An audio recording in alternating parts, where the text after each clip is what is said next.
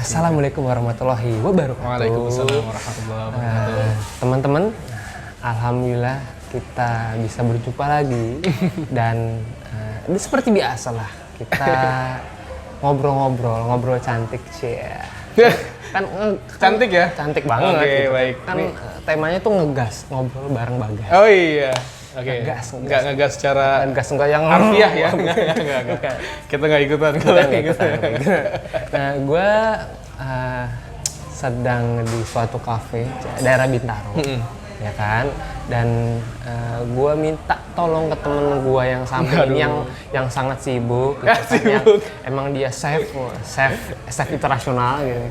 Pernah di Thailand juga, Sawadikap, gitu kan? Sampai di Maikap. Ya kan? Pernah juga. Nah, gue pengen ngulik-ngulik nih, gitu, bertukar pikiran, kita sharing juga.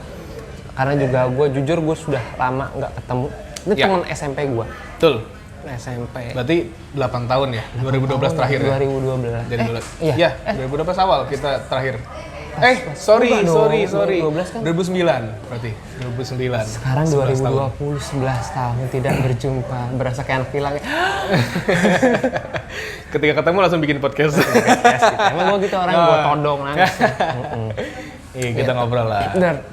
Ram, apa kabar? Alhamdulillah sehat. Alhamdulillah Bagas. Bagas sendiri gimana nih? Alhamdulillah Mas Bro, sehat seperti biasa begini kan ya. Maksudnya kalau bisa ngomong bersyukur banget ketika situasi kayak gini masih bisa ya berkumpul walaupun emang harus dilimitasi dengan makhluk hidup lain. Biarkan ya gimana ya kan terbuka gitu kan ya. Maksudnya kayak teman-teman tahu lah ya. Iya. Kondisi kayak gini emang lagi COVID-19 sangat menjaga lah kita ya. Gue sih alhamdulillah maksudnya keluarga dekat gue yang gue tahu belum ada yang kenal, alhamdulillah banget. Tapi ya kita tetap harus memberikan support dan simpati kepada teman-teman yang di luar sana mungkin keluarga yang sudah kena ataupun bahkan mungkin ya mereka sudah kena dirinya sendiri dengan COVID ini ya semoga Allah sembuhkan sih maksudnya. Amin. Bersyukur banget alhamdulillah masih bisa kumpul walaupun emang ya ini lagi-lagi ya tadi Bagus bilang di Bintaro. Jadi ini bukannya kita tidak mematuhi protokol atau gimana. Jadi hanya di sini doang kita buka masker. Iya, nanti kita dulu pakai masker lagi. Stay safe. Betul. Jadi alhamdulillah banget sih. Maksudnya kalau ngomong sehat, alhamdulillah sehat banget. Gitu. Gue melihat si Rama nih samping gue ini itu beda banget sekarang. Bedanya apa? Gue kaget tiba-tiba dia jadi juru masak atau chef. Okay. Gue kaget. Perasaan dulu waktu SMP nggak pernah. Cuman doyan makan dari dulu doyan makan iya. Doyan makan iya dari dulu gitu kan gitu. Pokoknya yang masalah penghabisan beliaulah penghabisan. Penghabisan Masalah kita ke rumah siapa-siapa kita habiskan. Iya. Gitu. Untung bukan tukang sampah. Biasanya itu yang gak enaknya tukang sampah dibilang ya tempat sampah. Jadi yang orang nggak habis gue yang habisin. Nah, gue kaget nih kok bisa Ram? Kok bisa? Kenapa jadi chef? Gitu. Awal mulanya kenapa sih dari SMP kita nggak ketemu tiba-tiba gue liat di Instagram, loh, gue lihat gue kepo, ke luar negeri, gue pengen belajar juga dari lo kok bisa gitu. Gue belum pernah keluar negeri juga. Masya Allah. Tuh kan, ya monggo lah. Kenapa bisa ya? Jadi di belakang kamera kita sudah ngobrol panjang ya sebenarnya, cuman ini kayak coba kita diulang lagi aja. Kita coba gue sampein lagi biar Bagas juga mungkin ada yang skip atau gimana. Kita bisa ngomong intinya awalnya emang yang tadi kayak gue udah bilang juga gue suka masak gue suka banget makan. Dimana ya biasanya kalau emang orang suka makan nih guys, pasti kan Bagas juga tadi kita sudah konsensus kita sudah mengerti kalau emang suka makan biasanya akan tertarik untuk masak. Karena emang ketika ya dia pengen makan tapi ya let's say kayak di rumah nggak ada makanannya atau misalnya dia nggak punya uang untuk beli, jadi akhirnya dia masak yang ada di kulkas gitu. Dari dulu udah gue yakin maksudnya hampir semua orang pasti akan ada ketertarikan untuk masak. Cuma ya perbedaannya dari mana apakah dia ketika mencoba untuk masak ya berhasil dan emang dia maksudnya tekun belajar ya emang dan dia baca resep, baca cara masak dan emang dapat. Ada juga yang emang udah baca resep, udah nyoba masak tapi ya mungkin kena takut minyak tadi gue udah bilang juga takut api, jadi dia trauma akhirnya nggak berani masak intinya ataupun gagal gitu ya. Intinya kayak gitu. Nah, gue dari dulu juga udah suka masak sebenarnya, cuman emang belum terucap kayak tadi di SMP gitu ketika kan suka nanya kan cita-cita mau jadi apa Ya, zaman gitu dulu kan. kita ya. Bagas ini dulu suka main volley ya. Terlihat dari postur tubuhnya dan juga emang dari dulu emang menjaga kesehatan mudah-mudahan alhamdulillah ya dari dulu ya udah. Saya bukan tinggi Pak, saya makanannya galak, Emang tiang listrik. biasanya udah rahasia umum lah makan gala terus juga sering makan ikan teri menjaga kesehatan tulang. Jadi intinya gitu, sudah emang dari dulu sudah suka, cuman emang enggak terucap kayak. Kayaknya rata-rata, apalagi orang Indonesia gitu ya, emang dimana sistem edukasinya tidak terlalu menekankan untuk penjurusan apa ya biasanya bilang untuk nanti kedepannya mau jadi apa. Bukan kita cuma kayak berandai-andai doang. Emang mimpi itu adalah kunci sukses. Benar. Kunci untuk masa depan. Tapi kan mimpi kalau cuma mimpi aja ya cuma sekedar mimpi. Again, lu mimpi tiap malam bisa berapa ribu. Maksudnya selama hidup lu bisa mungkin ratusan ribuan kali, tapi ya mimpi doang kan. Gitu. Jadi ya saat itu nggak tercetus, cuman emang sudah suka masak. Jadi ya intinya singkat cerita lah kita ngomongin langsung ke momen SMA di mana kita sayang sekali ya waktu itu kita nggak ketemu dengan kesibukan masing-masing dan sosok sibuk. Maksudnya sibuk sekolah gitu ya. Sibuk sekolah. Zaman Kita nggak dulu tahu juga. kita sibuk sekolah atau sibuk pacaran. Iya, gue sih nggak sibuk pacaran sih. Mungkin Mas Bagas ini ya. Yang menjahili ya. Maksudnya itu ya zaman dulu, enggak zaman dulu. Maksudnya kayak 11 tahun lalu, 10 tahun lalu ya teknologi pun nggak kayak sekarang. Bener. Ya komunikasi via internet sudah ada, Facebook udah ada, Twitter udah ada. Cuman kayak gue personally aja gue nggak suka main ya keterbatasan wifi dan juga kuota. Jadi kayak bener-bener nggak ya murni SMS pun ya kena pulsa dong. Iya. Kita harus hemat-hemat. Zaman dulu kita hitung-hitungan lah ya. Hitung-hitungan gitu. Karena belum ada penghasilan kita Betul. belum kerja belum. Malu lah masih minta sama orang tua. Iya. Jadi kayak gitu ya. Jadi ya udah kita lost contact. Nah di sana ya SMA pun sama kurang lebih sih gas. Jadi emang nggak ada tujuan yang emang jelas dan emang gue pengen kesana gitu loh, nggak ada sama sekali. Cuma waktu itu influence-nya lebih kepada teman-teman ngumpul gue dulu waktu SMP dan SMA juga ya. Ada sebagian yang di UI. Jadi di UI itu mereka kuliah di sana adalah satu jurusan gitu ya. Dan gue saat itu ya sebagai orang awam dan mungkin rata-rata mahasiswa SMA siswa SMA ketika ingin kuliah ya apa sih yang jadi kampus idamannya ya UI, ITB dan segala macamnya gitu ya. Gue kebetulan UI. Cuma gitu dengar cerita enaknya, tapi juga sempat dengar cerita nggak enaknya. Mulai dari ya nanti kerjanya gimana, plus minus lah kayak gitu. Plus minusnya. Jadi akhirnya gue di situ galau tuh, bener-bener galau ketika lulus SMA.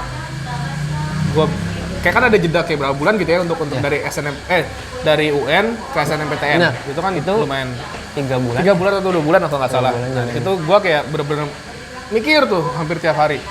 Ini gue gimana? Kalau untuk ditanya apakah percaya diri atau enggak untuk masuk UI, kayaknya sih percaya diri, bisa aja. Maksudnya kayak kita, ya insya Allah kita dengan doa, dengan usaha kayaknya bisa. Cuman tetap aja ketika sudah di sana, apakah bisa survive? Benar. Apakah kita bisa bertahan di sana, bisa bahkan atau ya kalau memang tujuannya pengen jadi ya lulusan bagus ya kita harus ngerti banget dong.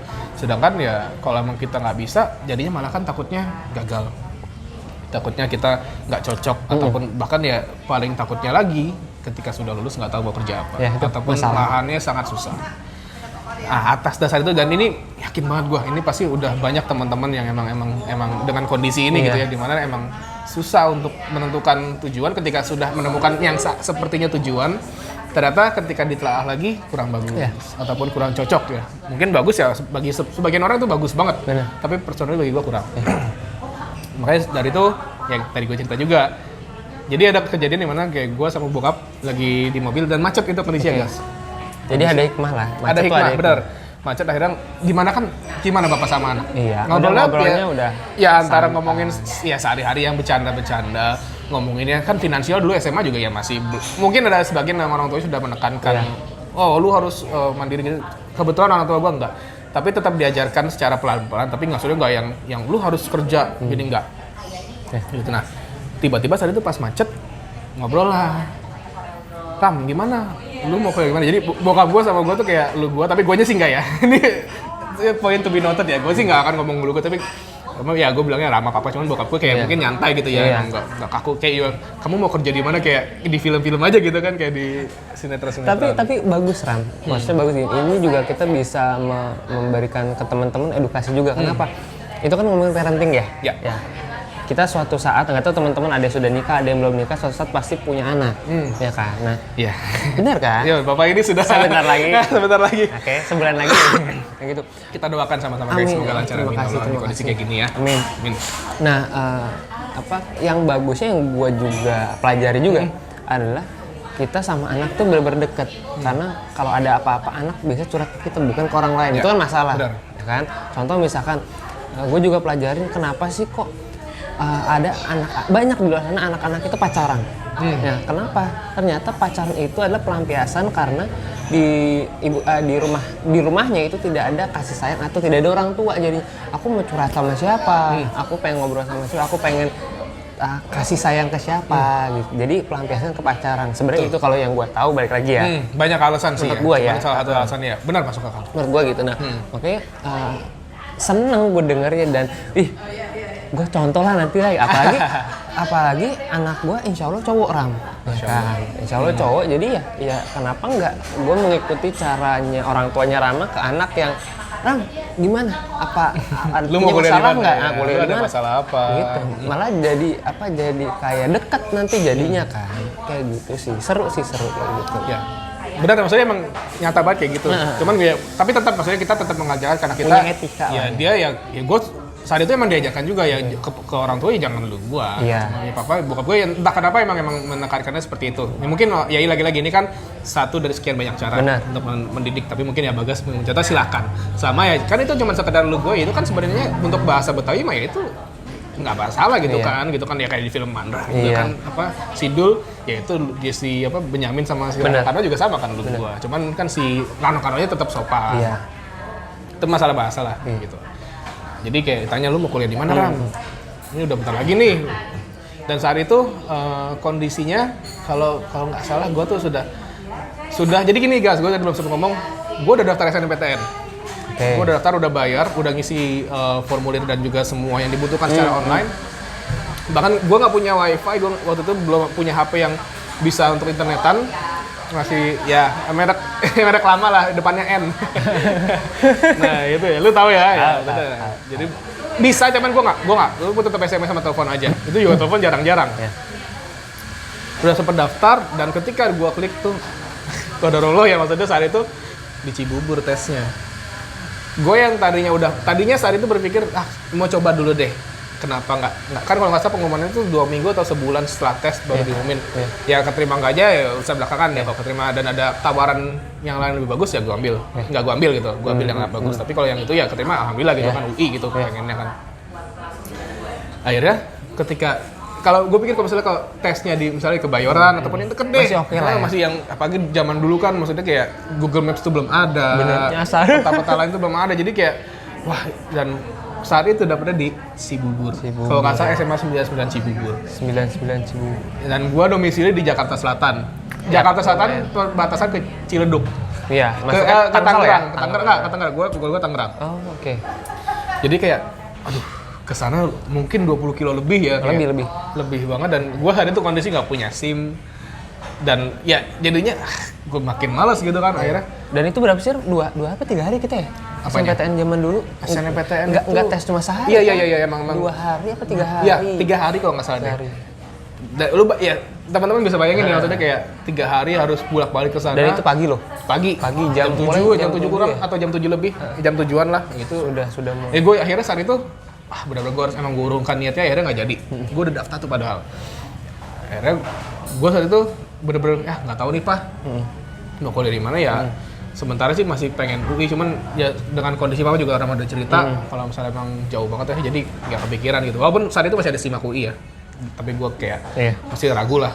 Akhirnya entah kenapa tuh ya emang ini jalannya ya kayak gitu ya. Gue juga emang ditadid. Mungkin ya ketika sekarang kita lihat ya emang kepecah jalannya ditakdirkan di situ. Tiba-tiba nyeletuk nih gas. Lu kenapa nggak kuliah di sana aja di Trisakti? Oke. Ini jadi FYI Trisaktinya kan kalian yang mungkin tahu ya di Grogol ya Universitas Trisakti. Sebenarnya Trisakti kan ada banyak sekolah tinggi pariwisatanya yang gue kuliah, ada STIE-nya, ada STM-nya, macam-macam. Banyak. Sama kayak UI ya? Tapi kan kalau UI satu bendera. Tapi mungkin UI sama PNJ ya, dia agak kepecah sebenarnya satu. Cuman ya itu kurang lebih kayak gitulah si Trisakti itu ada banyak. Tapi yang gua bukan yang di Grogol. Gitu. Tapi kita satu bendera yayasan, tapi bukan satu istilahnya apa sih kayak bukan satu Sama bendera ini, lah bendera. sama yang di Grogol. Gua nggak Mungkin tahu. kayak satu perusahaan atau cabang gitu Iya, kali ya. anak perusahaan lah mungkin Iya. ya. Nah, di STP Trisakti yang lokasinya di Bintaro emang Bintaro, dekat sama rumah benar. gua, jadi gua juga males jauh-jauh. Oh iya. Gitu. Jadi kayak saat itu ketika bokap gua ngomong kayak gitu, gua bener-bener kayak langsung kayak ada ini kayak lampu nih nyala gitu kan. Iya, kenapa nggak kepikiran ke sana? Padahal waktu gue SMA itu ada kayak semacam expo untuk kampus-kampus swasta Oke. untuk datang ke SMA untuk buka stand dan mereka jualan. Jualan. Nah, Iya. kampus gue begini gini. Biasanya kayak gitu kan, ada juga yang si universitas tuh datang bener-bener yang per kelas. Iya, Zaman dulu itu iya banyak sama banget. itu juga. Jadi kayak ada jadwalan di kayak mereka upselling atau jualan di kelas, sama di stand juga. Ada standnya. Anak-anak bisa saling cari tahu. Itu ada di sekolah gua. Iya. Nah, di sana ada peneliti Trisakti itu dan saat itu masih ingat Memen kan? Rinaldi Tahu. Maranis. Nah, si Memen yang waktu itu malah tertarik sama Trisakti. Gua saat itu gua kayaknya enggak deh. Gua masih saat itu ya lagi-lagi masih menggebu-gebu UI. Cuman waktu saat itu gua, oh iya, kenapa nggak di sana aja ya? Soalnya gua karena emang pribadi ada om juga yang udah dia di sekolah di NH STP Bandung dulu dan emang kebetulan dia emang sudah sempat kerja di kapal pesiar kurang lebih saat itu 8 tahunan. 8 tahun. Udah kalau teman-teman tahu udah jabatannya udah sous chef. Sous chef tuh chef kepala lah bisa dibilang. Bukan kepala di restoran, tapi untuk dia salah satu yang petingginya. Gitu. Nah, jadi kayak udah tinggi lah dan orang Indonesia jarang yang bisa nyampe level ke situ. Nah, gue salah satunya alhamdulillah gitu. Gue kepikiran dan emang gue dari fisik gas, emang lu kalau lihat gue hampir mirip gitu, gue yang badannya gede, tinggi gitu kan. Jadi kayak idola gue lah salah satunya saat waktu masih muda itu. Iya kenapa nggak kayak om gue aja ya? Nah kebetulan juga ada teman gue yang teman nongkrong juga sekolah di STP Trisakti ini. Ini bukan ada jualan ya? Bukan jualan. Tapi maksudnya emang gue cerita ya, emang gue emang kuliah di sana. Dan kita sharing gitu, kok bisa dan bisa jadi teman-teman dapat wawasan juga. Oh ternyata ada loh iya, benar. di sini gitu. Nggak jauh-jauh. Iya nggak jauh-jauh. Mungkin kan pada nggak tahu bisa aja gitu. Contoh kayak misalnya teman gue, dia itu baru tahu kalau ada jurusan di kampus itu tentang make up. Ternyata di UNJ ada. Oke. Nah itu kan tidak banyak yang tahu. Nah ya itu akhirnya di-share. Jadi ini kita bukan dia sponsor, kita nggak sama sekali. Tapi kita membantu teman-teman mungkin lagi bingung atau pengen kuliah di mana, ternyata ini ada loh solusinya. Itu loh supaya kalian juga sukses di bidangnya gitu. Tapi kalau perhotelan harusnya udah lumrah lah ya sekarang, apalagi karena ya dunia pariwisata sekarang yang terkena dampak buruknya. Ya kita doakan ya semoga cepat pulih lah. Amin. Karena ya banyak teman-teman kita juga yang menguntungkan nasibnya dan juga pekerjaannya di sana. Gitu. Dan oke. Gue ngobrol-ngobrol tuh sama teman gue. Udah dibilang, oh ya kampusnya begini. Begitu itu banyak lah sepanjang gue nggak perlu ungkapin di sini. Intinya ada plus ada minusnya. Tapi saat itu gue berpikir kayaknya gue cocok di sana deh. Hal itu yang dapat banget di pikiran gue ya, dan juga masuk akal dengan persepsi gue adalah dimana ketika lu di perhotelan nyari kerja tuh gampang. Walaupun tetap lagi-lagi nyari kerja tetap susah. Kalau lu lulusan kedokteran atau semua jurusan susah kalau emang lu nya nggak mau usaha ataupun kalau emang lu nya juga malas. Tapi kalau misalnya maksudnya kita ngomongin secara kuantitas lowongan pekerjaannya banyak dan saat itu emang ya sebelum COVID ini deh kita ngomong sebelum pandemi ini ya pariwisata itu menjumbang devisa lumayan besar. Benar. Dan juga emang lowongannya banyak dan bisa dibilang masih banyak kok di perhotelan di hotel ketika orang nyari lowongan itu bukan cuma dari gelar. Itu juga yang mungkin jarang orang tahu guys. Jadi kayak kalau emang lu nggak punya, misalnya kayak ada sebagian yang gue kenal lulusannya cuma mungkin D3 atau bahkan mungkin SMA, tapi dia punya pengalaman 5 tahun kerja di hotel. Jadi udah dari SMA langsung kerja. Sedangkan kita 4 tahun menggebu-gebu bergelut di kuliah gitu kan, tiba-tiba nggak ada pengalaman, dia udah ada pengalaman. Itu masih bisa menerima tuh. Hotel tuh masih banyak. Jadi tidak selalu dengan dari gelar. Universitas mana gelar. Nggak selalu formal. Walaupun udah mungkin sekarang udah mulai banyak juga yang harus pakai gelar. Tapi setahu gue ya, ini koreksi aja kalau emang salah, tapi ya masih banyak yang memang menerima maupun tanpa S1. Jadi jangan berkecil hati lah ya teman-teman. Iya benar banget. Emang tetap ya kuncinya ya hidup tuh pengalaman sih. Kalau lu tahu banyak, walaupun lu nggak menyelesaikan pendidikan formal, kalau emang lu punya skill ya go ahead. Ya. Gitu. Nah, saat itu kepincut, oh iya benar juga, karena ketika gua kita bandingin kayak banyak jurusan lain ya, ABC gitu lah ya. Kerjanya tuh lowongannya banyak, tapi ya peminatnya lebih banyak lagi. Iya, benar. Udah mungkin jutaan, ratusan ribuan saingannya gitu kan. Terutama apalagi yang orang tua umumnya ya gitu, bukan orang tua gue kurang terlalu ini, PNS maksudnya. PNS itu kan wah gila. Banyak banget yang pengen satu tempat tuh satu posisi ya itu mungkin bisa ribuan, ratusan ribuan orang yang nyari gitu kan, yang apply bareng. Nah itu dia yang susah, makanya saat itu sih gue kepikiran oh ya berarti kayaknya perhotelan ini emang enak deh. Dan nyambung lagi ke cerita tadi SMP SMA, di mana ya gue suka masak, gue suka makan, jadi ada idola juga om gue, dan maksudnya jadi gue juga nggak buta-buta amat, gue bisa ngobrol. Dan itu interest ya? Interest, jadi gue ada ketertarikan di sana. Lebih enak ngelakuinnya, gitu. Jadi fokusnya nggak uang. Jadi fokusnya kayak aku suka gitu. Walaupun nggak bisa dibohongi uang. Iya, uang. Oke, bener. Kita nggak munafik lah. Iya, kita nggak munafik. Tapi kan gini loh, kalau gue mikirnya adalah kalau lu suka, udah jalanin. Nanti uang ikut gitu loh maksudnya. Benar. Gitu. Jangan yang terlalu apa duit gitu. Kayak gitu sih. Tapi tetap lah nggak bisa dibohongin, orang pasti awalnya duit. Iya. Gue saat itu ya gue pengen bukan duit lah, kepada ada income. Gue nggak mematok kayak wah kan harus dapat segini-gini. Dan ya apalah gue tiba-tiba bisa matok kayak gitu kan. Akhirnya kepikiran dan ya udah deh, akhirnya gue daftar keterima, dan ketika menjalani 1 semester, 2 semester, 3 semester gue suka banget. Jadi emang yang uniknya jadi gini, kalau mungkin Bagas juga belum tahu, jadi gue di sana tuh gelarnya bukan S1 sebenarnya.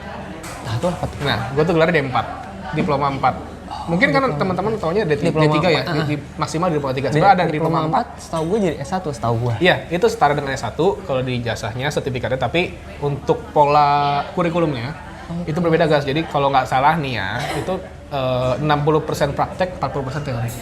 Oke, seru lah itu. Seru banget, makanya gue jadi dari semester 1 pun gue jadi kalau Trisakti ini sistemnya dia belajar semua yang di hotel. Gue mulai dari pertama itu gue belajar laundry gas. Pertama itu mohon maaf nih, bersihin WC. Gue diajarin di sekolah mulai dari yang hal-hal. Walaupun bukan maksudnya bukan berarti lu harus kerja di kampus lu dikerjain untuk ngebersihin WC semua WC ya, enggak. Maksudnya itu untuk pelajaran aja. Walaupun ketika lu lagi praktek apes dapat orang yang bersihin WC, misalnya ada 3 kampus gua itu ada yang bekas menggunakan gitu, apalagi mungkin ada yang cerita ya you know lah what I mean gitu, ada yang jorok gitu. Tapi intinya maksudnya bukan berarti ada kejelekan di sana. Maksudnya emang intinya kan ngajarin cara membersihkan gitu kan ya. Semua dibedah berarti di sana. Semuanya dipelajarin dari yang mulai bersihin WC, dari hal sampai kita tahu penggunaan chemical apa, bahan kimia apa yang untuk membersihkan WC, keramik, kaca tuh beda-beda. Jadi gue belajar banyak, sekarang udah banyak yang lupa juga ya. Kita nggak bahas kesana ya. Enggak.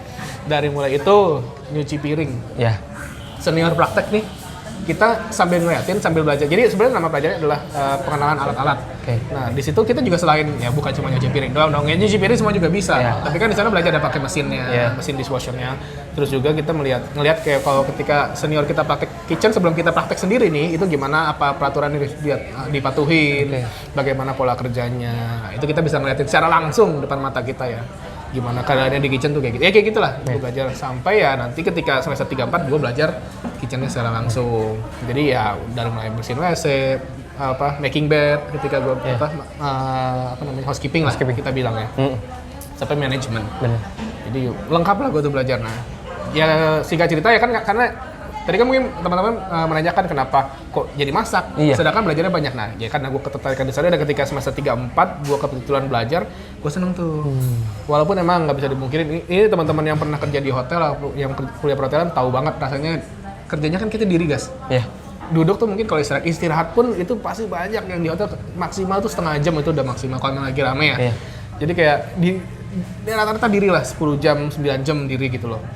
Itu capek banget. Tapi kalau misalnya karena kalau kita suka, jadi kayak nggak berasa kayak gitu. Jadi gue belajar masak di sana dikit-dikit basic, walaupun ketika kita cerita mengenai gue nanti training magang, itu kayak jauh banget yang dipelajarin, ilmunya kayak segininya nih. Kita anggap ini lingkaran. Ketika training, kebuka lebar. Banyak hal yang bisa kita pelajari gitu ya. Jadi gue belajar masak di sana semester 3-4 tuh emang praktek tugas. Jadi seminggu sekali untuk kitchen ya, ada juga pastry, ada juga bakery. Tapi kalau gua sendiri ya lebih kepada kitchennya. Walaupun semuanya harus lulus ya, kalau untuk bisa dapat gelar lah, kata gitu. Tuh, jadi gua emang lebih kepada kitchennya. Nah, setelah itu, kita lanjut nih ke ngomongin masalah semester 6, gua harus menentukan harus magang di mana. Karena ya itu lagi, karena di kurikulumnya SMP Trisakti ya, itu jadi beda-beda nih, ada yang harusnya 6 bulan, 3 bulan, ataupun bahkan ada yang setahun kayak gue Trisakti. Nah itu gue kebetulan yang emang magangnya itu harus setahun. Dibagi 2, 6 bulan gitu.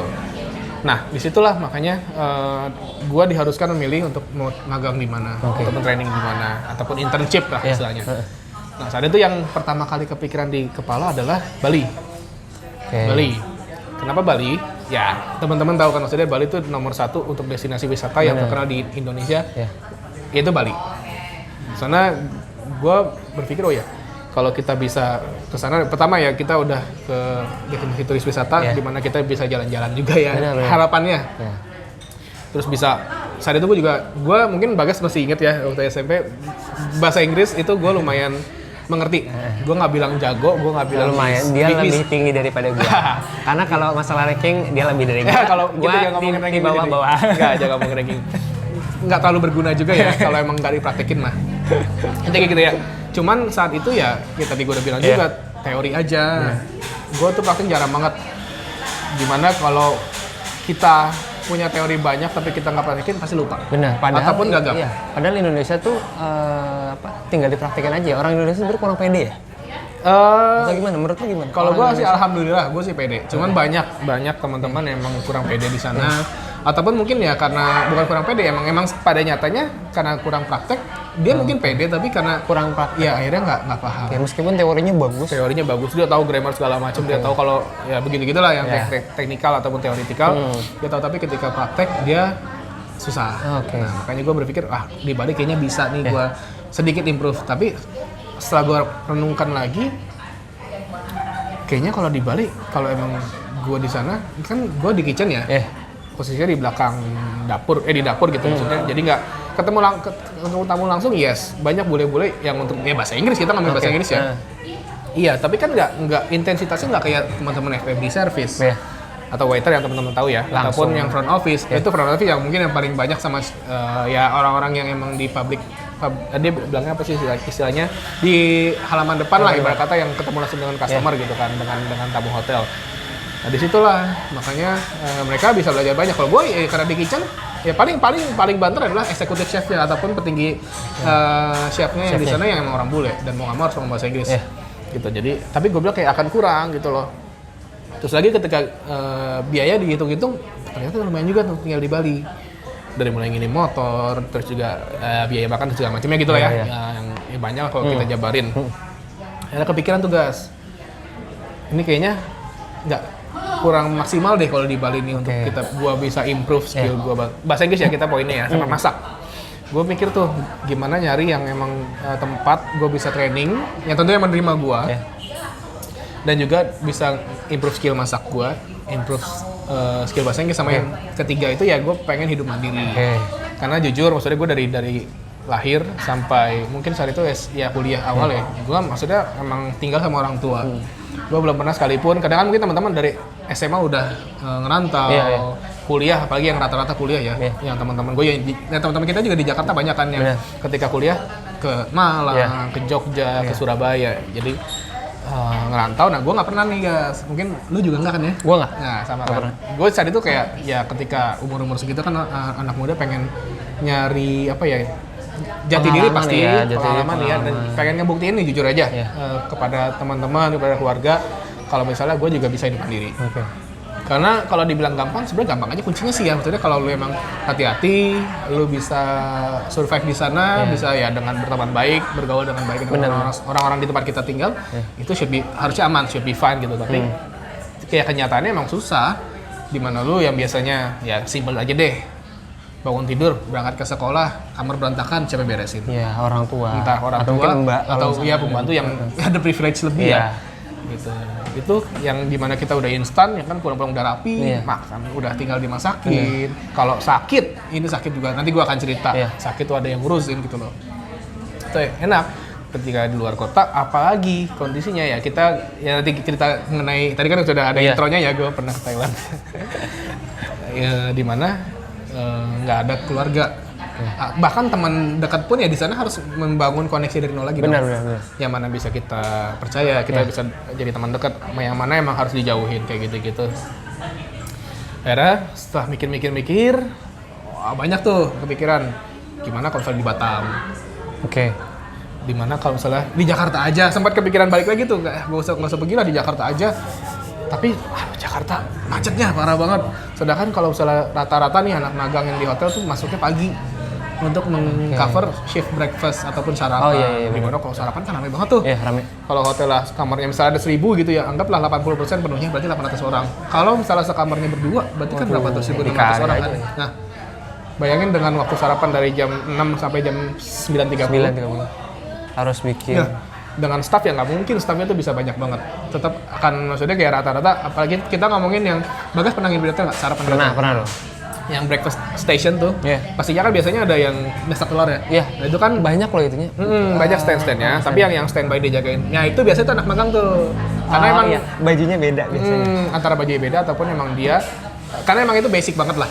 Lu masak telur, kalau lu belajar itu dari masak telur dulu, dia nyiapin bahan-bahan untuk breakfast, baru akhirnya nanti belajar ke masak-masak yang main course dan lain-lainnya. Nah, makanya ketika di hotel itu rata-rata kan emang maksimal 2 lah itu kan orang, dan itu harus nayanin. Iya, benar. Jadi gue bilang, kalau misalnya gue di Jakarta aja gimana ya teman gitu, malesnya ya macet.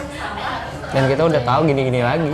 Dan ya lagi-lagi ya, poin mungkin belajar masaknya dapat, dan Jakarta bagus-bagus. Bahkan sebagian teman-teman gue di kampus bilang, kalau belajar di Bali malah, ya dengan pengalaman di Bali ya, bukan ngejelekin hotel-hotel Bali nih, kayak di Jakarta masih lebih tinggi. Untuk ilmunya lebih banyak diambil. Tapi ya gue saat itu akhirnya ya kepikiran lagi lah. Sampai satu ketika ada teman gue, dia ini kuliah tadinya tuh di awal semester 1 atau 1 sampai 2 dia di kelas gue di kampus. Nah, akhirnya semester 3 dia itu pindah ke kelas internasional. Nah, kelas internasional dia tuh pola belajarnya kalau nggak salah ya 2 tahun di sini, 2 tahun di Thailand. Ya, 2 tahun di sini, 2 tahun Thailand. Jadinya dia ya karena kan 2 semester pertama, setahun pertama masih ketemu, semester 3-4 pun dia masih di kampus. Ketika akan waktunya training dan dia waktunya berangkat ke sana, nah dia ke Thailand tuh, dan dengan emang kampusnya namanya Burapha University di Chonburi. Nah di sana dia kuliah, dan emang teman dekat gue lah dari dulu lah. Akhirnya gue nanya-nanya tuh sama dia, namanya Putri. Put, dia bilang, lu kan di Thailand nih. Siapa tahu gitu ada kenalan hotel di. Gue saat itu ya kepikiran maksudnya yang mana aja lah. Akhirnya gue pengen ke luar negeri tuh, memutuskan. Nah, di Thailand ada nggak yang hotel kira-kira lo tahu kontak personnya ataupun emang ya mungkin kadang kan emang keluarga dia ada sebagian yang emang di dunia perhotelan ya, mungkin ada koneksi ke sana gitu loh, yang menerima trainee dari ataupun orang magang dari luar negerinya. Udah bilang, ada nih beberapa hotel dikasih riset, dan akhirnya gue kirim ke satu hotel namanya Sheraton Grand Sukhumvit. Sheraton Grand Sukhumvit itu di Bangkok. Gue coba kirim tuh email lah. Gue dengan nggak punya modal apapun, bahkan gue saat itu untuk belajar nulis email ya dengan bahasa Inggris yang formal itu jadi lucu banget. Jadi harusnya itu kan kalau kita ngirim email kan dear ya. Dear siapa namanya? Biasanya kan kalau emang formal harusnya apa? Lu tahu nggak? Formal. Nah, dear siapa? Gelarnya kita siapa? Gelar ya. Misalnya laki atau cewek. Laki berarti Mister kan? Mister, kalau cewek Mrs. Mrs ya, gitu MRS ya. Nah, gue lucunya saat itu gue berpikir, gue pengen yang lebih sopan lagi. Ide gue tulisan mem. Itu sebenarnya kalau ngomong langsung bisa, tapi kalau di mailing list itu salah banget. Ketika nulis email kayak dear mem, kayak dia kan ngerasa tua. Cuman gue saat itu bodo amat lah. Gue inget banget dear mem, namanya Sirilak Mangkalarang Sri. Jadi gue pun saat itu nyebutinnya susah gitu ya, bahasa Thailand gue nggak ngerti sama sekali. Sirilak. Nah gue jadi mem sudah gue bilang lah ini gue Rama gitu kan, bla bla bla dari SMP Trisakti, pengen magang di sana, bla bla bla. Udah tuh gue kirim lah. Gue nggak gue yang penting ya kalau dibalas alhamdulillah bisa interview keterima ya syukur, kalau enggak ya udah. Ya udah menungguin tuh sehari, 2 hari, 3 hari kalau nggak salah. 3 hari dibalas tugas. Gue pikir dibalas ditolak ya, ternyata enggak. Jadi dibalas, thank you so much for your interest. Dia bilang memang terima kasih atas ketertarikannya untuk trainee kita bisa menjadwalkan untuk interview dan bisa menerima. Nah, terus gue tanyain tuh, bisanya kapan interviewnya? Gue bilang langsung interview nih. Gue pikir akan ditanya-tanya dulu kan hal-hal lain, kayak misalnya mungkin lu mau jurusan apa dan segala macam gitu lah. Ada hal-hal kayak formalitas gitu. Formalitas yang emang harus dipenuhi. Ya, gue emang ngomong sih ke gue jurusan perhotelan, gue pengen belajar masak, kitchen gitu lah. Tapi intinya gue pikir akan ada tanya-tanya panjang, lu nggak langsung disodorin jadwal interview. Tapi saat itu langsung gitu loh, tiba-tiba yaudah kapan mau interview nih? Kalau nggak salah waktu itu pilih antara hari Kamis sama hari Jumat. Nah, seperti nyambung lagi cerita. Gue dulu nggak, bahkan sampai kuliah ya, gue masih pakai Nokia. Hampir sebut merek. Ya si N. Nokia lah udah tersebut nah. Belum wifi kalau numpang aja ke kafe atau ke tempat-tempat lain ataupun ke rumah temen gue. Tapi kalau misalnya wifi di rumah nggak pernah punya saat itu. Kuota pun kadang-kadang beli, kadang enggak. Nah jadinya bahkan untuk interview pun karena gue milih menumpang di rumah temen gue, nih shout out tuh temen gue namanya Dean ataupun kakek. Gue bilang kakek ya. Nah gue di rumah dia tuh karena dia punya internet. Gue jauh interview dan kalau Kamis malam kan besok kan masih kuliah. Kalau Jumat sore kan sudah lebih santai. Sabtunya kan akan libur kan ya. Jadinya gue yaudah Jumat aja. Gue bilang kalau nggak salah tuh jam 5 apa. Dan yaudahlah gue siap-siap interview tuh. Gue baca-baca mengenai fakta-fakta dan juga tentang hotelnya. Dan akhirnya jebret, datalah hari interview, gue dari kampus tuh sore. Ini yang lucu lagi, gue udah siapin jas segala macem untuk interview, untuk rapi gitu ya dengan seragam. Karena FYI lagi, kampus gue itu punya seragam. Jadi gue dari TK, SD, SMP, SMA, kuliah, gue tidak lepas dari seragam. Formal banget ya, sangat formal ya. Dan seragamnya ini FYI lagi, warna biru mirip taksi. Ataupun karyawan Gramedia. Jadi kadang gue pernah sekali ke Gramedia, nggak apa-apa harus sebut merek karena biar teman-teman tahu pengalamannya. Gue disangka karyawan. Gue kayak kaget, gue dipanggil, Mas buku ini di mana? Nah, saya terus dia lihat ada lambangnya Trisakti, Pak. Oh maaf Mas. Jadi kayak ya itulah. Pakai seragam. Nah jadi kayak gue harus rapi gitu kan. Memang itu guideline, ada peraturan dari kampus memang lu harus rapi katanya. Ya emang ya logika lah ya. Gitu akhirnya gue nyiapin tuh pas di jalan ke rumah teman gue dari kampus hujan deras. Gue nggak bawa jas hujan dan gue mau neduh kejar waktu daripada gue telat. Udah badan gue basah, jas itu basah semua buat interview. Jadi ini kebayang ya maksudnya nggak enak banget banget ujiannya gitu untuk mendapatkan pengalaman ke Thailand gitu ya. Gue udah lemes deh, tapi ya udah gas terus lah gimana. Masa kita mundur nyampe sini kan? Udah akhirnya datanglah gue sebisa mungkin gue setrika tuh gue tetap itu kalau misalnya untung kondisinya kayak zaman dulu juga kan internetnya belum terlalu cepet banget, kamera juga webcam paling baru kualitasnya baru maksimal tuh 480p deh kayaknya nggak 7 HD belum 720 belum. Makanya jadi kayak gue yakin kayaknya harusnya nggak kelihatan banget dari sana gitu lah. Udahlah gue udah coba itu gue pakai rapi interview lah. Ya biasa awal-awal lah, siapa namanya, gue panggil lu siapa, dia perkenalkan diri. Dan yang lucu yang pertama adalah, kan dari fotonya ada tuh, jadi nama interview HRD gue di sana namanya Thatpon Prapsenpai. Waduh, bahasa Indonesia ya, ini gue tulisannya Thatpon Prapsenpai, jadi baca Thatpon Prapsenpai. Nah, jadi dia itu di foto, dia nggak pakai video camnya, dia bilang karena dia masih di kantor, maksudnya kayak rame gitu, dia masih hidden kameranya. Tapi ada profile picture-nya gitu di Skype. Nah, di PP-nya orang Thailand asli lah, namanya juga kan sama. Tapi ketika ngomong apa yang terjadi, logatnya British banget. Dan gue dengan lagi-lagi guys, maksudnya kayak gue teorinya ada gitu loh, gue ngerti lah bahasa Inggris. Tapi gue nggak pernah punya pengalaman untuk kayak ngomong bahkan dengan British speaker langsung pertama kali itu loh. Dan gue kayak agak kagok, tapi gue ya gimana dong, gue harus keep up dong ya, maksudnya harus siap gitu loh. Akhirnya gue keep up, kayak gue anjir, ini maksudnya gue sampai ngomong kayak gitu saat itu ya kayak, ini dia apa namanya, fotonya orang Thailand banget, muka Asia gitu kan, tiba-tiba ngomongnya British, kayak ini lu bisa bayangin lah kayak gimana. Ya udahlah akhirnya, gue ngobrol-ngobrol tanya, terus yang pasti pertama ditanya adalah, dan dia pengen tahu banget, dan ini mungkin rata-rata pertanyaan ketika magang tuh itu, kenapa lu nih maksudnya berkata why do you want to be our intern? Jadi anak magang kita di hotel ini. Dan kenapa Thailand? Dari banyak negara lain, dari banyak tempat lain yang bisa dijadikan tempat magang, kenapa Thailand nih? Kenapa hotel kita? Nah kadang kan gue bilang ya, gue udah riset ya, gue udah baca-baca.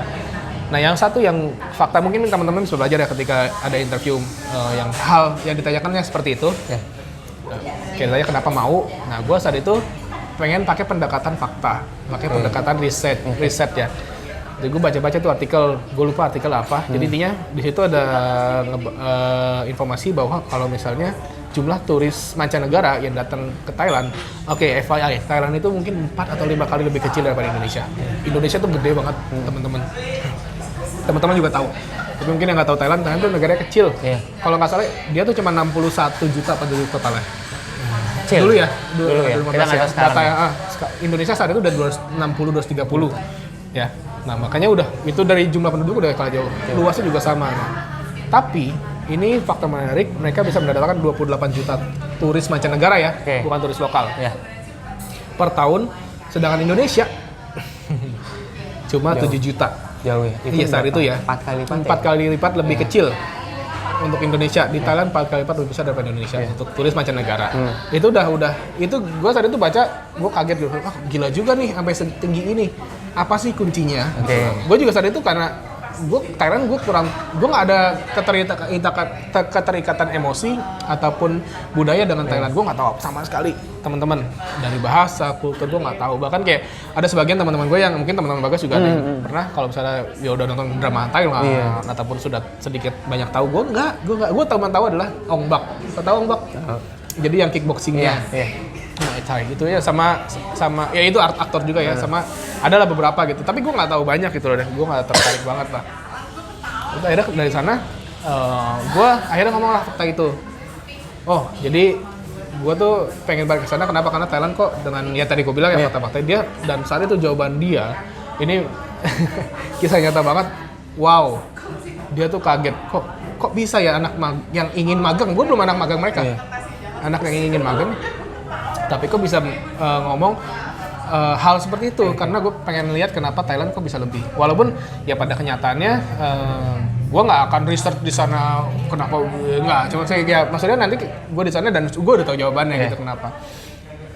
Ya gue cuma pengen tahu aja dari sisi ketika gue hidup di sana gitu bagaimana cara mereka memperlakukan turis ataupun bagaimana gitu loh.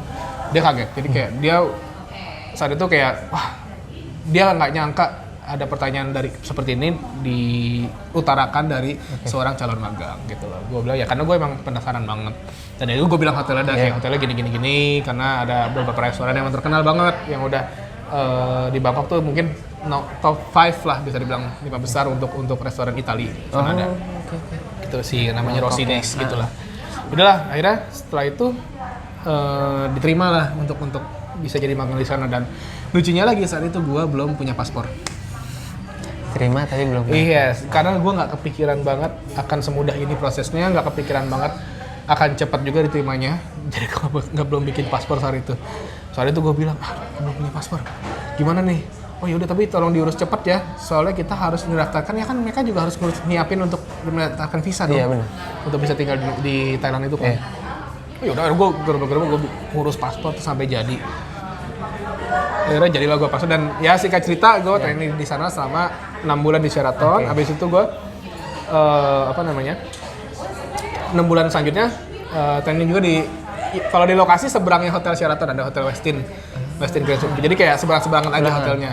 Nah gitu. Jadi kayak akhirnya gue bisa training di sana tuh, belajar masak, dan ya itu yang mengalami dimana emang dunia sesungguhnya di hotel tuh ya emang kayak menarik banget. Maksudnya kayak lu punya kesempatan untuk melayani sekian ribu customer, sekian ribu tamu dalam sehari loh. Kayak gue kalau misalnya dihitung itu udah berapa ribu telur yang gue udah masak. Jadi gue standby di breakfast station gitu awal-awal sama 3 bulan. Nyiapin gas nih, kayak kalau kita dikasih kerjaannya tuh kayak nih ada kentang. Lu olah lagi. Iya, lu olah, lu kupas. Lu kupas. Itu bisa sekarang 2 karung sekali kupas. Karena emang untuk sebanyak itu ya untuk orang makan. Iya. Ini potong wortel segini, potongnya harus rapi segala macam untuk bikin ala carte ataupun menu-menu yang dipesan biasa ya.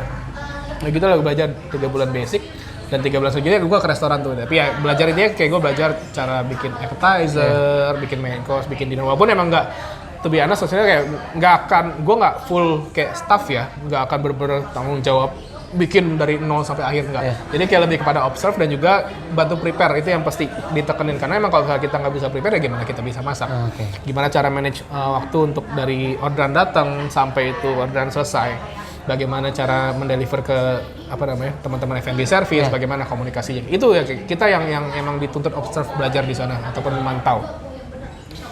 Itulah akhirnya ya udah belajar di sana.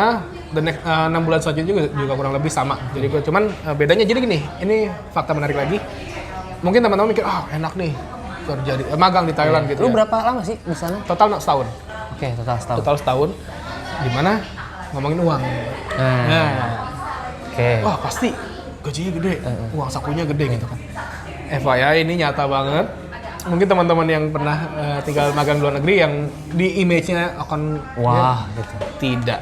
Gua setahun itu gua nggak digaji sama sekali, nggak ada gaji, nggak ada uang saku. Oke. Nah, Nggak gimana hidupnya? Gimana hidupnya ya itu dia, karena gue udah diskusi sama orang tua gue kalau misalnya emang pengen tinggal Thailand, jadi udah tau lah, dan emang setelah dihitung-hitung emang uangnya tuh gak jauh beda sama tinggal di Jakarta. Jadi bokap gue makanya mengiyakan dan juga alhamdulillah ya ada rezekinya saat itu sih. Jadi gue ya yang apalagi yang pertama nih 6 bulan pertama gue itu nggak dapat tempat tinggal, jadi emang harus nyari sendiri, dibantu oleh hotel. Yes, saya juga bayar sendiri, working permit, izin kerja juga bayar sendiri. Tapi intinya dibantu, tapi dibantu kayak dianterin. Iya. Tapi kalau di hotel ya lu makan di kantin bebas, nggak masalah gitu loh. Jadi kayak gue nyari apartemen sendiri, gue nyari di sana. Itu yang pertama 6 bulan. Nah yang kedua alhamdulillahnya, tadi juga awalnya di kontrak kerja nggak dapat. Tapi setelah beberapa waktu ketika gue 6 bulan training sana, sebulan pulang dulu, ditawarin tuh. Rama, kita ada tawaran bagus nih dengan Rama. Kalau misalnya Rama kita kasih fasilitas tinggal di hotel tanpa biaya apapun, hotel, ya. tapi harus kamar berdua. Oke, sekamar berduanya cewek apa cowok katanya ini tuh? Cowok lah, Cowok. sekamar berdua. Tapi tar dulu nih, Oke. tapi harus kamar berdua mau nggak? Gue saat itu, gue bilang, boleh aja sih, tapi orang mana? Gue pengen tahu gitu kan. Ya kadang kan ya kita orang Indonesia gitu kan. Ya kalau ketemu orang misalnya kayak sama-sama Asia Tenggara mungkin masih untuk budayanya nggak terlalu jauh. Iya. Masih bisa sharing lah gitu. Benar. Tapi ternyata dia bilang, oh enggak ini orang Belanda. Coba, Bagas gimana kalau misalnya di kondisi gue saat itu? Canggung sih. Iya, ya, kaget ya. Pasti pikirannya kan Aduh, saat itu yang gue pikirin adalah gue nggak ada basic lagi belajar lagi dari awal dong. budaya ya. Kalau bahasa kan Budaya. gue saat itu 6 bulan tinggal di sana. Gimana nih Belanda ngomongnya apa? Nah, jadi gitulah. Dan itu cuma itu tok, orang Belanda udah nggak ngasih foto nggak apa ya udah. Saat itu gue bilang, coba gue pikir-pikir dulu deh. Ngobrol tuh sama bokap gue tuh, Pak gini. Ya udah gini aja kata bokap gue. Coba dulu aja seminggu ataupun berapa hari lah tinggal sama dia. Kalau emang ternyata ya kurang seret, ya udah nanti kembali ke apartemen lama aja. Itu pun harganya masih oke lah apartemen lama gue dan masih ada available, masih ada kamar yang bisa ditinggalin. Iya. Udahlah. Singkat cerita lah, gue balik lagi ke sana. Hari pertama gue datang, dia udah sebulan lebih dulu. Gue iyain. Nah ketika ingat banget hari pertama naik ke kamar, gue ketok kan tuh, dibuka sama dia. Nah kan gue bayangannya tadi apa? Tingginya minimal 180 cm. Mungkin setinggi, lu lebih tinggi lagi daripada lu, gue mikirnya ya. Lebih tinggi daripada lu. Terus apa namanya? Ya bule gimana sih? Kulit putih, rambut dia pirang. Terus kerjaannya ya berisik di kamar gitu kan, party segala macam. Oh gue udah buruk Udah aja mikirnya lah. macam-macam. Pas dibuka, lah kok tingginya sama kayak gue? Oke. Kok rambutnya agak ikal? Lah kok kulitnya coklat? Udah aneh kan? Oke. Hai, ya gue ngomong bahasa Inggris ya gitu. Gue Rama, namanya Kevin. Nama gue Kevin, Kevin, ya udahlah. Gue ya kaku udah maksudnya kayak awal-awal kayak masih bingung kan gimana. Ya, ketika gue udah packing segala macam, beberapa hari selanjutnya, ya emang yang maksudnya nggak beberapa hari sih, kayak beberapa lama setelah itu, gue nanya, lu orang Belanda? Karena gue dapat info dari HRD orang Belanda nih. Gimana ceritanya? Maksudnya kok gue mohon maaf nih, gue ngeliat lu kayak bukan orang Belanda gitu kan. Nah dia jawabnya kayak gitu. Lu mau jawaban gampang apa jawaban susah? Gue bilang, coba jawaban gampang dulu. Yes. Dia bilang, ya gue orang Belanda. Paspor gue Belanda. Gue, paspor dulu. Jawaban susahnya adalah, gue itu ternyata dia orang negara Curaçao. Curaçao itu kayak di daerah Karibia. Itu kayak kan di situ ada ya Jamaika segala macamnya ya. Banyak gitu loh. Nah, salah satunya ada Curaçao ini. Nah, Curaçao ini semacam negara kolonialnya Belanda. Mungkin kalau Indonesia nggak merdeka ya, ini khayalan gue, mungkin nasibnya akan sama. Kita akan berpaspor Belanda, tapi ya lu punya negara sendiri, tapi tetap harus kayak patuh sama aturan ratunya Belanda, kayak gitu-gitulah. dan mungkin wajib bahasa Belanda juga. Jadi dia itu bisa bahasa Belanda, bisa bahasa Spanyol, karena bahasa sono kan ya Karibia, Latina, ya kan, Latin Amerika. Bisa bahasa Spanyol dan bahasa lokalnya juga, Papiamento, bahasa Inggris. Jadi kayak, wah gokil, dan ternyata, oke, itu udah kejawab tadi orang Curaçao. Tapi kok gue bilang, kok lu kayak mukanya kayak nggak orang sana juga gitu loh. Karena kan rasanya orang sana kan mungkin agak kulit African American gitu. African American, maksudnya kayak kita bilangnya maksudnya orang hitam gitu, orang kulit hitam, orang Karibia lah, kayak biasa lah kan, mungkin orang image-nya kan Bob Marley gitu loh, yang orang kulit hitam. Dia agak coklat gitu loh. Oh, ini yang kaget banget. Nenek gue dari Indonesia. Oke, gue tadi belum cerita. Ini teman-teman juga akhirnya dengar ceritanya. Nenek gue orang Indonesia, jadi ternyata neneknya dia itu adalah keturunan Chinese sih ya, keturunan Chinese Indonesia. Dan bahkan sampai sekarang kalau emang neneknya, dia bilang, dia nggak bisa bahasa Indonesia. Tapi dia kalau neneknya sehari-hari di rumah, kalau misalnya kaget ataupun ngeliat kasihan, ngomongnya aduh, jadi kayak dia, every time my grandma said something, she was like, aduh, kasihan. Jadi dia lucu banget, gue kaget banget, gue berpikir orang Belanda jauh, gue mau company nih banget gitu ya kan. Kita udah mikir macam-macam, gimana nih, gimana. Ternyata dia keturunan Indonesia, gitu, dan akhirnya gue yang tadinya, kayaknya gue masih bisa nih hidup sama dia nih. Dan akhirnya ya alhamdulillah ya gue ya bisa, ya walaupun ada 1, 2, 3 yang berbeda lah, maksudnya kayak dari hal ke pergaulan dan segala macam, tapi ya should be fine, dan gue maksudnya sampai sekarang masih komunikasi dengan baik gitu sama dia, walaupun emang ya nggak sering lah, jauh juga beda negara. Dia masih di Thailand? Dia tuh sekarang kembali ke Belanda lagi kuliah. Dia di Thailand juga magang. Sama dia kuliahnya di Belanda ke Bangkok magang, jadi bareng-bareng teman-teman dia tuh. Itulah, jadi ya itu unik banget ya. Bro, kita tadi udah banyak lu cerita, banyak bahas. Terus dengan kondisi kayak gini ya? Gua lihat lu bikin sesuatu. Iya. Nah, kelihatan dong. Siapa tahu di endorse. Ya.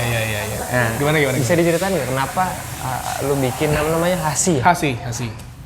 Oke, jadi gue ini berdua sama teman gue, namanya Dery Afrian. Jadi orangnya lagi nggak di sini guys, orangnya lagi di luar kota. Atau kita panggilnya Acong. Nah, gue ini berdua punya nasib yang sama. Dimana ya kan kondisi lagi virus corona sekarang ya. Jadi sebelumnya si Acong itu ketika dia tuh bekerja di salah satu restoran di Jakarta, posisinya udah head chef. Untuk di restoran ya, bukan di hotel nih. Tapi maksudnya udah bagus lah menjadi head chef. Nah, dimana kalau gue ya kan kemarin kerja di salah satu perusahaan travel. Dimana ya impact-nya gede banget. Akhirnya kita berdua sama-sama. Kalau gue sih pribadi gue di PHK. Gue bukan putus kontrak, gue udah karyawan permanen tapi di PHK. Dan kalau si Acong ini, dia itu kondisinya kontraknya nggak diperpanjang, ataupun dia harus menunggu beberapa bulan untuk bisa dipindahkan ke outlet baru, dan itu jaraknya lumayan lama sampai belum tahu kapan lagi. Jadinya kayak akhirnya kita memutuskan untuk ngobrol nih gimana kita untuk bisa survive, bisa bertahan di kondisi kayak gini kan. Ya ini salah satu yang kita kepikiran adalah karena sama-sama punya pengalaman masak. Apalagi si Dery udah mengerti banget lah ya. Sebelumnya dia sudah berjualan kayak gini guys, dia udah pernah ada bikin semacam Thai rice gitu lah. Jadi kayak gue bisa belajar banyak. Ini kita kepikiran lah bikin Hasi ini. Jadi Hasi ini sebenarnya punya filosofinya. Jadi Hasi, kalau bahasa Indonesianya hasil diskusi. Belum ngomong tadi ya kalau ya. Keren. Hasil diskusi. Nah, bahasa Thailand karena ya tadi keterikatan gue dengan Thailand. Jadi Hasi ini kalau bahasa Thailand Hasi ya, dan narinya kayak gitu, itu artinya adalah angka 5 dan 4. Kenapa angka itu dia? Kenapa angka 5 4? Jadi sebenarnya nggak ada alasan khusus sih ya. Cuma intinya adalah di mana angka itu paling gampang untuk diucapkan oleh Indonesia. Karena kalau bahasa Thailandnya yang gue ucapkan itu susah. Kayak nadanya macam-macam lah ya. Intinya kayak gitu. Jadi kalau itu bahasa Thailandnya, kalau bahasa Jepang itu hashi, itu artinya jembatan. Jembatan. Nah, jadi kayak gue pengennya itu kayak ya dari 3 budaya ini dengan 3 konsep makanan ini bisa menyatukan, ya bisa ketemu dengan lidah orang Indonesia. Jadi kayak maksudnya kadang kan apalagi sekarang kondisi kita nggak bisa keluar negeri. Gitu, makanya gue berusaha untuk menyatukan ya, kali ya. menyatukan Ada tadi di sini 3 tuh, konsep tadi untuk market yang di Indonesia dan juga biar orang-orang bisa menikmati 3 makanan ini di satu tempat. Kayak gitu sih. Jadi konsepnya itu seperti itu. Ini hasil ini. Jadi gitu kan. Jadi kayak ada sedikit banyak filosofinya lah. Simple lah, simple. Gue lihat simple banget. Terus gue kepo kan, si Rama dari chef pindah ke bisnis nih. Iya. Alhamdulillah gue ada teman baru lagi bisnis. Mencoba ke dunia yang baru ya. Untuk Iya, gue bener. juga belum pernah dagang sebelumnya yang karena kayak gini. karena yang gue lihat sayang banget teman-teman yang punya ilmu. Chef banyak teman gue juga chef. Ada teman gue di bidang lain. Kenapa dia nggak mencoba belajar bisnis? Sangat sayang. Kenapa? Lu udah expert di bidangnya. Kenapa harus takut? Apalagi gue dapat bocoran Rama masih sendiri, Ci. Bagi teman-teman yang mungkin punya teman atau kamu Ini nggak ada masih di script jomblo, ya? nggak ada di script. bisa kontak di boy. Aduh. Gitu. Jadi maksud gue nggak ada beban kan. Kenapa nggak teman-teman itu mencoba hal yang baru gitu? Karena yang gue pelajarin zona atau comfort zone itu adalah zona yang paling berbahaya sebenarnya. Ya. Yang gue pelajari mungkin beda ya orang. Aha. Bagi orang kan comfort zone, aku nyaman nih. Padahal itu adalah zona paling bahaya. Lu kapanpun bisa jatuh, kapanpun bisa diserang atau gitu. Pokoknya ya karena lu sudah nyaman, terlalu nyaman, lu nggak ada apa ya, nggak ada prepare gitu. Tiba-tiba ada. Ya ketika ada badai tiba-tiba datang gitu ya kita selesai masih. udah. Game over kayak gitu. betul. Yang ada stres bisa gila bisa. Gua nggak tahu lah kayak gitu. Berbahaya. Kayak gitu sih. Makanya gue seneng lu sampai begini gitu. Lu bilang tadi kan 2 bulan. Iya, Ya kan, baru mulai kurang bener-bener. lebih 2 bulan setengah lah. Iya, gue liat Instagram liat apa. Oke lah, bagus lah. Mungkin bisa belajar banyak dari Mas Bagas ya. Bisa kita diskusi lah. Diskusi aja ngobrol-ngobrol. Gitu sih, seru. Dari chef terus masuknya ke gini. Nah, mungkin yang terakhir kali Ram Ya. Gue nanya, apa sih pesan dari lu buat teman-teman nih yang nonton dengan kondisi sekarang Ya. plus ada mungkin orang-orang yang adik kelas kita kali ya yang sudah hopeless, aku tidak sekolah kak gitu. Terus aku pengen membantu orang tua dengan kerja atau dengan bisnis. Aku harus kayak gimana ya? Tadi lu bilang juga tidak Nggak harus formal harus ya, di hotel ya. Gitu, Benar, itu kayak nyata gitu. banget. Jadi kalau gue mikir adalah berkarya itu tidak harus lu S1, S2, S3 Ya, gitu. itu jelas Tapi banget. berkarya lu bisa apa ya bener-bener yang oke, lu punya basic praktek, Ya. tidak ada tidak ada akademis ya, tapi lu punya kemauan. Contohnya kayak gini aja, YouTube kan berarti kan berkarya kita, Ya. explore gitu. Lu bisa mulai. Nah, menurut lu gimana Ram? Pandangan lu masalah ini? Oke. Yang pasti ya gue juga tentu gue nggak bisa ngomong banyak. Gue nggak bisa. Karena gue bukan ahli yang emang maksudnya kayak di kondisi pandemi kayak gini gue Oke. sukses dalam arti kata maksudnya kayak ya apa namanya ya pendapatannya besar lah enggak juga. Tapi kan nggak mudah bagi lu yang Ya. chef, tiba-tiba dengan kondisi gini lu bilang di PHK tadi, Ya.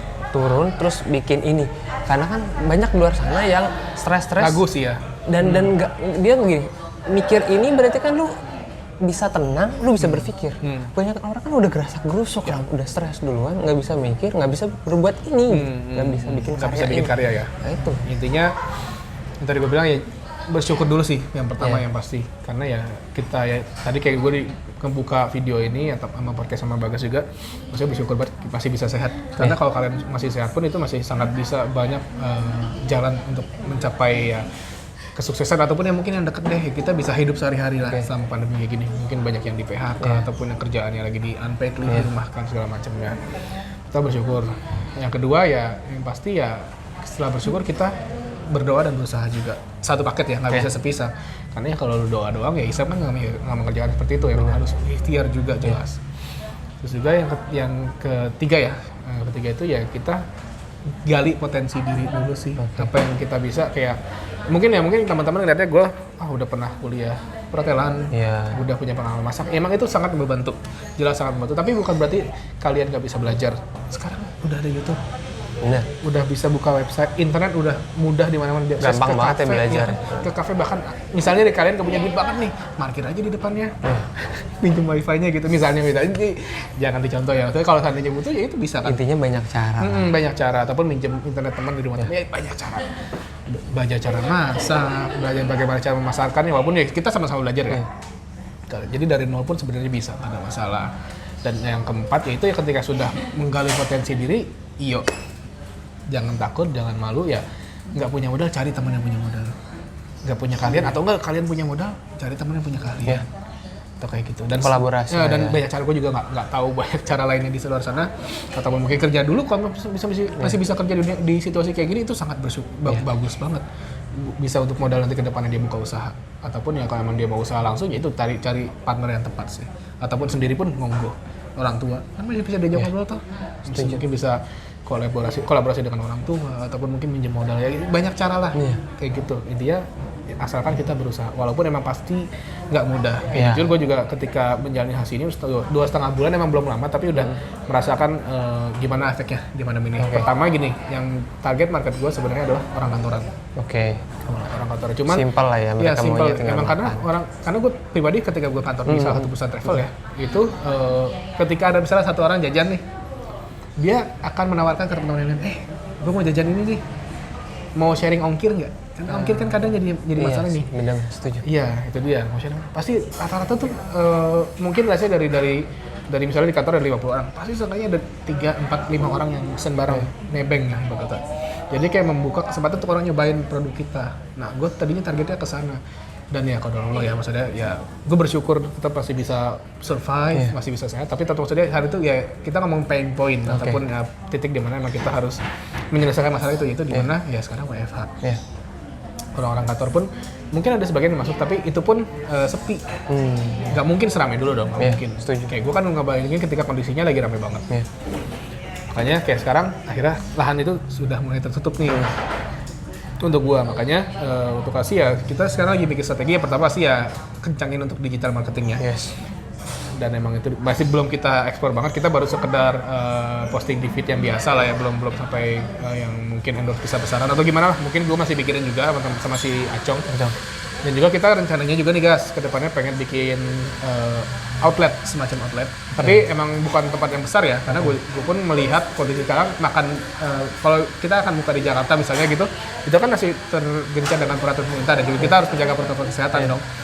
Jadinya akan kayak outlet kecil untuk take away aja. Kayak gitu. Tapi dengan adanya outlet pinggir jalan ya, di pinggir jalan itu kita pengennya ada orang seenggaknya walaupun kita tanpa aktif promosi digital marketing yang tetap gue akan pertahankan untuk coba, itu orang juga akan lihat kan di sana. Di situ ada ya, ada misalnya kayak hasil nih ada jual di pinggir jalan gitu loh. Karena sebelumnya ini di rumah gue lokasinya guys. Jadi emang kita tadi pengennya emang orang kantoran ini, cuma ternyata emang jalan itu udah lumayan ketutup. Kita udah coba beberapa kantor dan emang ternyata masih belum ya ada 1-2 pesan, tapi maksudnya nggak secara berkelanjutan, makanya nanti kepikiran untuk bikin ke arah sana. Jadi itu mungkin contoh yang teman-teman bisa pelajari. Kalau misalnya emang satu jalan tertutup masih bisa jalan lain. Dan gua nggak bisa garansikan apakah akan berhasil atau enggak, ya kita hanya bisa berusaha. Nanti hasilnya kita serahkan kepada ya yang Maha Kuasa, ya Tuhan. Allah. Setuju. Jadi paling kayak gitu sih. Mungkin nanti juga bisa sharing sama Bagas yang sudah dari dulu. Bagas nih udah gue kenal, udah seneng jualan, udah seneng dari jual pulsa ya, jual jersey bola juga sempet dulu. Gue masih inget banget, jadi sempet posting di grup SMP. Jadi kita SMP dulu nawarin gitu loh. Walaupun emang waktu itu masih sepi lah ya. Cuman seenggaknya sudah ketika mungkin orang-orang belum kepikiran untuk jualan, gue pun pribadi belum, tapi Bagas sudah. Gue japri sesuatu, minta di like dong. Ya, itu berat sih. Gue ngerasain sekarang bukannya nggak pede, tapi kayak gue nggak enak gitu kan. Gengsi dong bro. Gue bukan ke gengsi, gue lebih pada nggak enak. Maksudnya kalau emang dia mau ya silakan gitu lah. Tapi kalau nggak ya. Tapi ya gue gimana caranya nanti gue bisa ngomong langsung, tolong dong gitu. Mungkin gue ratu mulanya udah putus. Nggak, lebih berani. Itu kan ya nggak masalah dong. Kita kan bukannya kita berbuat yang nggak enak orang lain. Kecuali emang lu tiap hari nelponin, woi tengah malam gitu kan enggak. Ini kan cuma ya minta support lah ya kan sesama teman. Nah itu juga kuncinya. Ya untuk bisa survive kita harus bareng-bareng. Harus menciptakan siklus yang baik antara pembeli dan juga penjual. Maksudnya kalau misalnya kita, contoh kayak gue jualan nih, kayak gue pengennya laku tapi gue sendiri nggak support misalnya kayak dagangan teman-teman gue, ya lu jangan harapin. Maksudnya kayak itu aja nggak make sense gitu. Ketika semua orang banyak pikiran kayak lu, ya berarti kan udah putus dong rezeki beberapa orang. Makanya gue juga emang awalnya gue juga agak malas jajan sama pandemi ini karena ngeri kan. Maksudnya gue yang dari mulai kesehatan ya, dari mulai mungkin ya finansial juga, cuman setelah gue pikir-pikir lagi, gue kalau memang ada teman gue usaha, gue akan coba untuk support Supportnya di gitu lah. situ. Mungkin kalau misalnya nggak bisa beli, gue akan support untuk mungkin bantu repost atau bantu kita ngobrol, kasih tips yang bisa kita, yang sudah kita punya untuk kita bisa sharing. Jadi hal-hal banyak gitu, maksudnya kayak emang teman-teman gue juga, ya pasti teman-teman juga banyak kan, di mana udah mulai di PHK, udah mulai nggak kerja lagi ataupun di rumah kan, jadi emang kembali larinya ke bisnis lagi dari mulai kuliner, fashion dan lain-lain ya. Gitu sih. Jadi emang harus saling support sih, emang kita mengalami ini bersama ya, kita harus selesaikan dan juga kita bersatu bersama-sama. Benar. Itu sih paling jadi intinya ya 4 kunci itu yang bisa kita lakukan, ya sisanya ya udah kita serahkan kepada Yang Maha Kuasa sih. Gitu Pak. Insya Allah. Insya Allah, Masya Allah. Thank you Mas Thank you Bro, juga. temanku SMP. Sudah lama nggak bertemu, berarti dari 2009 berarti 11 tahun ya. 11 tahun kita nggak bertemu. 11-12 tahun. Nah, jadi kita bertemu di acara ini. Terima kasih acara ini. Thank you. Telah mempertemukan kita. Lebih banget. Ngegas ya. Ngegas, ngobrol bareng. Thank you. Thank you juga, Bagas. Lama, dan makasih teman-teman yang sudah nonton. Mudah-mudahan bermanfaat. Nah, jika ada salah-salah dari kita nih, Ya kita mohon maaf banget nih. Kita hanya kan. manusia ya. Benar, kesalahan hanya milik kita dan kesempurnaan hanya milik Allah Subhanahu wa taala. Kita hanya bisa belajar dan juga berusaha. Gitu sih. Wabillahi taufiq. Assalamualaikum warahmatullahi wabarakatuh. Mantap.